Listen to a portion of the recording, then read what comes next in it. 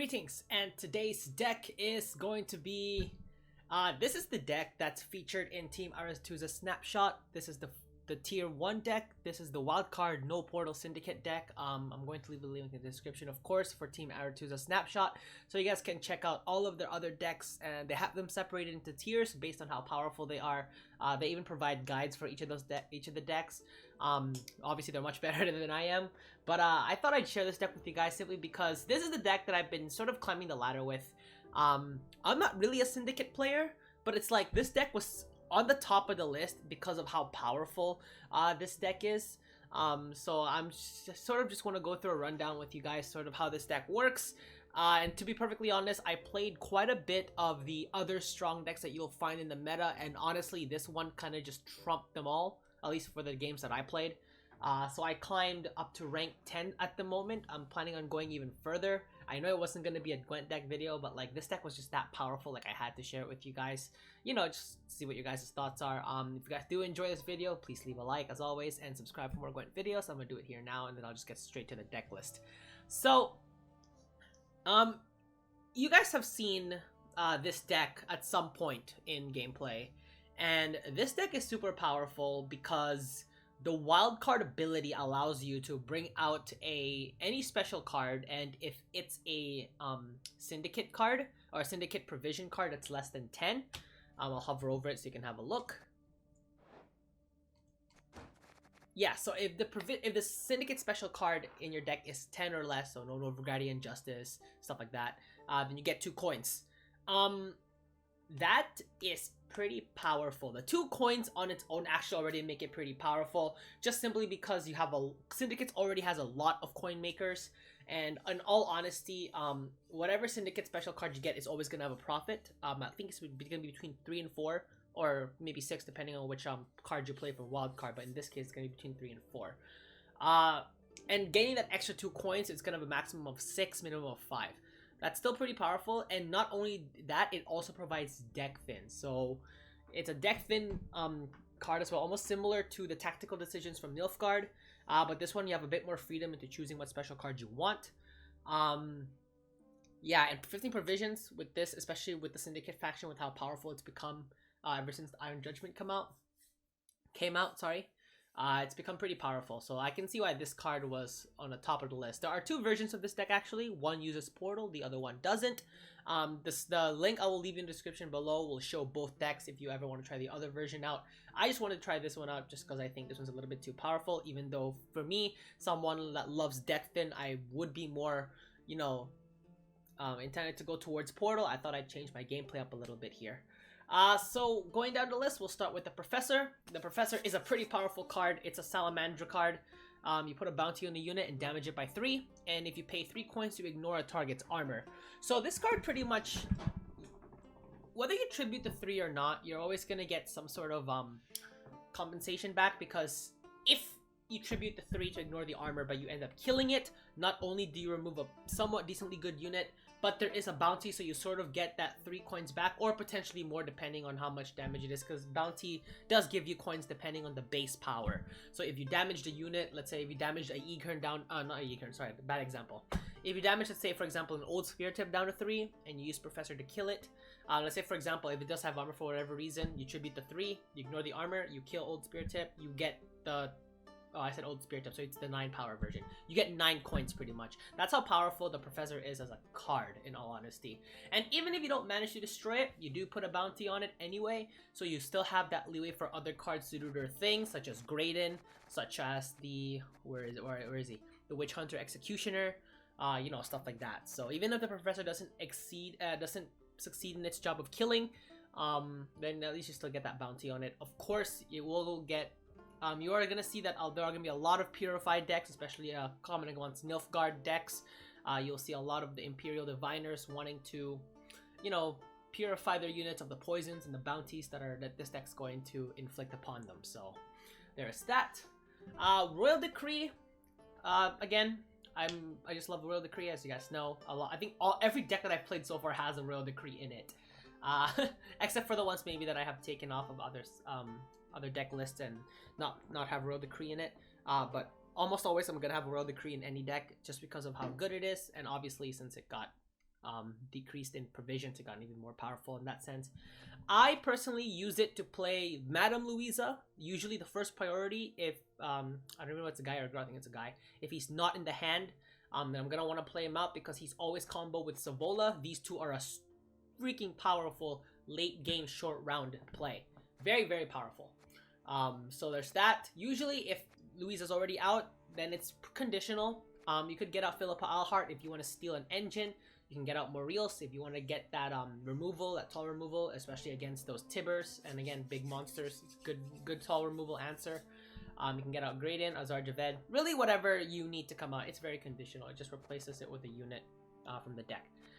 Philippa Alhart, again, good to steal those engines. Good to disrupt your opponent's flow in a way. So if they have any setup cards that they absolutely need, you can steal it with Philippa. Defender, same thing. You can steal any defender cards as well. So that could give you an extra layer of defense. Despite the fact that Azar Javed is already super powerful, that it gives 2 defenders, not just 1. And not to mention that they give you coins when they get destroyed anyway. So as if that wasn't already powerful in the first place. You can also think of that. Madame Louisa, as already said. The Intimidate is good because you can play it early and still get out all of your crime cards, and this card will still get benefits from that. But you want to be careful when playing this card early in the round because it's almost always that you're going to want to combine it with Savola, because you want to try and avoid paying that 9 to summon the Savola's Frightener. So you want to have it for free, but of course if you're going to do this and you're going to play them early, make sure you don't play Moriels in between or Azar Javed in between. You guys get the deal. Or even I think Graydon is also tribute. So yeah, you guys want to be careful of that as well. Next is Savola. Again, ever since Savola came, Syndicate finally managed to solve its tall unit problem where it didn't really have any tall units to go off of. It now has Savola. Literally a 18-point card is actually really freaking powerful, especially if combined with Madame Louisa. If not, then they gotta find a way to pay up those 9 coins. So there's that, and it does already give a profit of 2. So next you have Moriels. Again, that's that tall removal answer. Any unit that tries to go tall and sort of competes with Savola's tall unit rating. So for example, the Glusty Warps, the Osrolls, etc. Yigern, the list. Even the Draco Turtle, or even Olaf from Skellige. And you got Moriels to sort of be the answer for them as well. Next, you got Graydon. Destroying that enemy unit bounty is great. This is what I'm talking about. And bounty gives you that coin increase. And if you pay it by 5, you also get the base power boost from that unit as well, which is, again, super powerful. So you can tell that a lot of the coin spenders here in Syndicate are super, super powerful. Not only do they provide disruption for your opponent or removes them, but also gives your units that really strong boost, as if Savola doesn't do that already with its ability on its own. So yeah, there's Graydon. Azar Javed, again, to summon those 2 scarabs. Usually you want to tribute to 3 no matter what, because you're always going to get that extra 2 coins if both scarabs die. Now of course if they get locked, you can't really do anything about that, or even if they get stolen. But you want to be able to have that 4 coins, because essentially you're paying 3 to get 4 if those 2 scarabs get destroyed. Even if let's say for example they use Swears to steal one, or maybe even a Tactical Seize to steal the other, you know what, that's good, because A, they're using up pretty strong cards just to get rid of 2 bugs, and B, you have so many other means of making more money that it sort of acts just as a very, very beneficial distraction for you. So, and it's a Salamandra unit, and I'm pointing out the Salamandra units because of an assault card which is going to come down, but you guys kind of already know what that does. Next we have Ewald Bersodi here. Ewald Bersodi is good for that ping. If you want to ping your opponents, you have plenty of money to go around. Usually you want to use Ewald Bersodi as a sort of a first or second round play. Usually you want to save coin for... Usually what I wanted to do is either keep Ewald or 2 Witch Hunters on 2 separate rounds. So you have to be able to sort of distribute your engines. But this deck provides quite a bit of engines for you to use, not to mention the one big hit cards that are going to be here as well. So Ewald Bersodi is just a pretty decent addition to this. So you're not gonna get that extra profit too, just because Horse isn't in this deck. But Ewald is more valuable just because of the ability to damage your enemy units. So Next, you got Dire Mutated Hound. This is the progressive boosting engine, and it's super strong, especially when you can keep your Scarabs on the field, or even if you get Philippa Alhart to steal a defender from your opponent. Either way, you're going to be able to get protection for your Dire Mutated Hound. And that 3 armor, it's not super easy to remove at 1 card, and even if you do, it's essentially, you can think of it as 1 less card that you have to worry about in terms of damaging your units, because you do have some pretty decent engines. Not to mention, boosting yourself ally turn every turn by 2 is going to be super powerful anyway.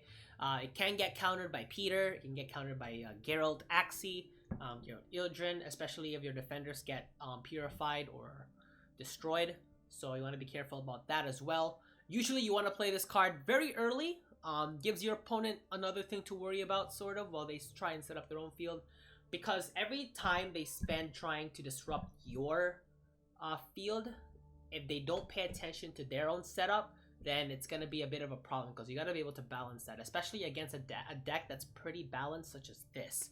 So you want to be careful about that as well. And this provides pretty strong power in the long round as well, because you're getting 2... Whatever card you play, every time this card gets its boost, it's essentially a +2 to matter whatever card you play. So there's that. You got Furko the Sculptor, good for that. Again, deck thin. We're playing a crime card from your deck. Honestly, all of these special cards are pretty strong. Not to mention they give you a profit of between 3 and 5, so that's also pretty good. Adalbertus Kalkstein. Any of your units get locked for whatever reason or poisoned, this card can sort of save them by being purified. Again, you're not really going to come across poison unless you're playing either a somewhat poison-based scoia'tael deck, or pretty much a mirror match where they're having poisons of their own, because this deck has poison as well. I didn't modify this deck. This came straight out of the snapshot, so I'm not taking any credit for this deck, of course. It's just a super strong deck, and that's why I thought I'd just share it with you guys. But not to mention it gets 2 profits, so it's another source of income right there.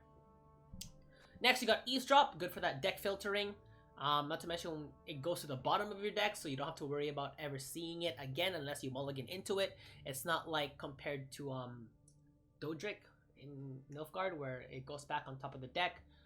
So there's Eavesdrop for that. Not to mention 5 coins is a lot. You're getting 5 coins from this. Plus it's deck filtering, like I said, so it's still pretty good. You can consider that even as deck thin, because if you find that there's a card in your hand that you don't really need, like for example, if you have Philippa Alhart, Savola, and Moriels in your hand in the 3rd round, not good. You want an Eavesdrop to sort of bail you out there, because you don't want all 3 of those cards in the 3rd round when you have, like, let's say 4 cards left. So yeah, so Eavesdrop can be a lifesaver in that sense. Next is Dip into Pontar.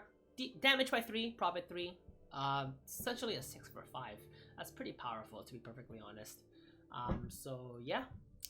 Next is the Witch Hunter Executioner. It's that bounty support card right there.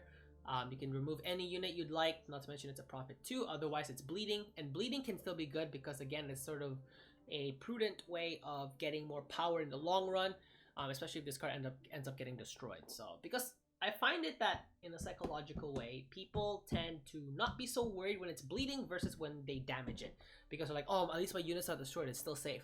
But that point coverage is still the same no matter which choice it goes to, but they're just not as worried for some reason when it comes to bleeding. So next is Slander. Again, being able to put that bounty on your enemy units. I think I only have, I mean, there's not a lot of cards here that do bounty destroy. I think only Graydon does it. And the Professor, of course. Not really. He puts a bounty too. But again, if you manage to destroy any of those units with bounty, I guess that's also why Wildest there too as well. It's good for that bounty support. I just realized that. My mistake. I should have already known that. But yeah, you got Slander there. Fist Tech, here it is. It's the poison. Poison, and it's profit 4, so it's a lot. So not only can you possibly destroy a pretty strong unit or an engine, but you also get 4 coins, which is actually pretty powerful as well. So next is that Assault card. Damage an enemy unit by 4. If you control 2 Salamander units, damage 6. If you got Azar Javed plus the 2 Beetles, that's 3 Salamander units. So Assault just deals straight up 6 damage. 6 damage is pretty tall removal. You have a lot of engines that are between the 5 and 6 range, and you want to get rid of them, or even the Assimilate cards. You know, I find I'm referencing Assimilate a lot because I did come across quite a few Assimilate Nilfgaard decks while I was playing with this deck, and the key to beating them is always try to get rid of their assimilate cards with as little investments as possible. When I say little investments, is try not to use Philippa to steal one. I mean, you could, but it's like, you know, you want to save this thing for stronger units, for like, say, a hefty Helga, stuff like that. You could use Moriels, you could, because you do have a lot of other cards that do big plays, so Moriels might not be as useful. Really depend. It's, again, everything here is situational. It really depends on the situation that you're coming across. But Moriels, not even though you might not be able to get the destroy, damaging a unit by 4 is already good to get rid of some of those portal targets like the Nausicaa Sergeants, the Ballistas, Imperial Diviners get destroyed from this, especially if they're not boosted. You know, you kind of get the gist of it. So this deck has an answer for a lot of things. Witch Hunter, it's good for deploy, again, extra bounty. If it gets destroyed, then you get the extra coinage. There's that, and it's 4/4, so it's already pretty powerful in that case as it is. You got the Sea Jackal. I always find myself hoarding that 7 a lot, but you still end up paying the 2 fee, so be careful of that as well. You don't want to overuse this because you can only pay that fee and get the boost by 3 as long as you have 7 or more coins. So if you're at maximum 9, you probably could only use it once and then boost by 3, and then you probably wait to get it back again. But you don't want to go greedy with a Sea Jackal, of course, because there are a lot of tall removal cards nowadays, especially with the coming in of Savola's Frightener in. So you want to be able to spread out your points there pretty well to try and avoid those tall removal cards, because Savola and Savola's Frighteners are pretty intimidating, especially in the higher rankings. And last but not least, you got the Mutated Hounds, just 1 unit. I'd mostly use it for poisoning a unit unless you get 2 Fist Techs in your hand, in which case then I'd use it for the bleeding.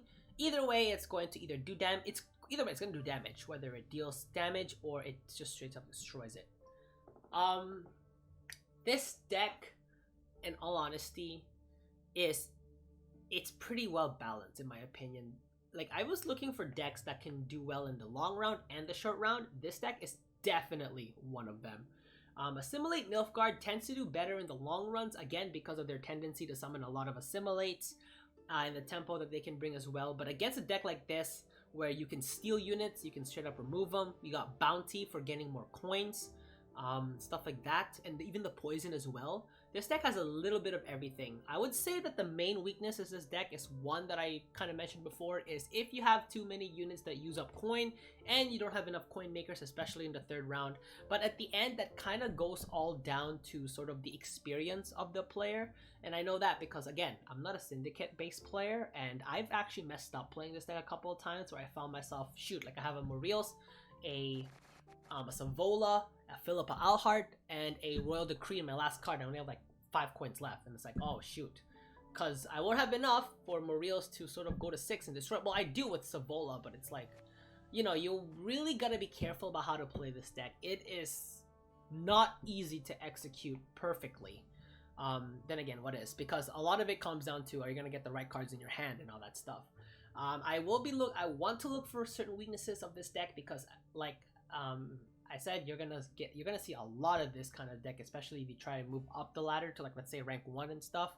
You are gonna see a lot more of this deck because a lot of people are gonna want to be using it. I am for sure gonna use it, so I really need to know what the weakness of this deck is. And in all honesty, as of right now, I can only see that the main weakness would be, again, it's all down to player experiences. If they're not good with using this deck, then you're gonna see it. You're kind of gonna be able to see it because I see that a lot of good players tend to know what they're doing, but at the same time they don't play it immediately because there could be a better option down the road. But B, if they sort of try and run the clock, either A, they're trying to troll, or B, they really don't know what card to play, and in a way that's good. And something I've noticed here is if you're going first, which I think is blue coin, then you might not have a credible first turn play. Yeah, you could eavesdrop, that's an option. You can even play a Witch Hunter Executioner, that's an option. But you really can't play cards like Witch Hunter. Well, no, you can't, because you need a unit there to hit deploy with. You can't really play Mutated Hounds. You can play Sea Jackal if you would like. That is an option. You won't get any profit from it, but at least not in the first turn. You have to wait another turn for that. Witch Hunter Executioner you could, but that's one less engine. But again, you are trying to thin out the amount of engines that you have in your hand and deck, because again, you want to be able to spread that coin usage, because the maximum of 9 coins is pretty restricting for a deck that's this powerful. So there's that to watch out of as well. Like, there was one case where I played against an Assimilate Nilfgaard deck, and I messed up so many plays. Like, I was trying to focus too much on the defender, not so much on the engines themselves. And I actually took control of it instead of destroying it, which was a pretty dumb move. And he was down 1 card. Like I was at 8, he was at 6 at the start of the 3rd round, and I just won by 1 point, and I had to use up my entire hand. That's how close it got. So you gotta be careful of that one as well. So I can see the closest deck that's been able to beat me with this this deck is the Assimilate Nilfgaard with Yennefer's Invocation with the Tactical Seize. Yeah, you got Seize plus Assimilate. In a way, it's I see them kind of mixed together in decks now. But other than that, you'll find yourself sort of, if you're like in the rank between rank 25 and rank 13, this deck's gonna be super easy to just ram through opponents and just, you know, make your way up the ladder. So that's sort of the deck list explanation for this deck. I'll leave a link in the description below for Team Aretuza's snapshot, so you guys can check out their other decks. They make really, really good decks, and chances are you're gonna see some of those decks in the meta, just because of that's how good they are, and their guides are pretty good as well. I'm just sort of explaining sort of the thought process in here, and I will be trying to squeeze out as many weaknesses as I can for this deck, just because of how often you're going to see it in play. So you gotta be careful about that one as well. And other than that, this is the deck list for the No Portal Wildcard Syndicate deck. I hope you guys enjoyed it. Again, leave a like and subscribe for more Gwent videos. Other than that, this is Enzo signing out. Catch you guys in the next one.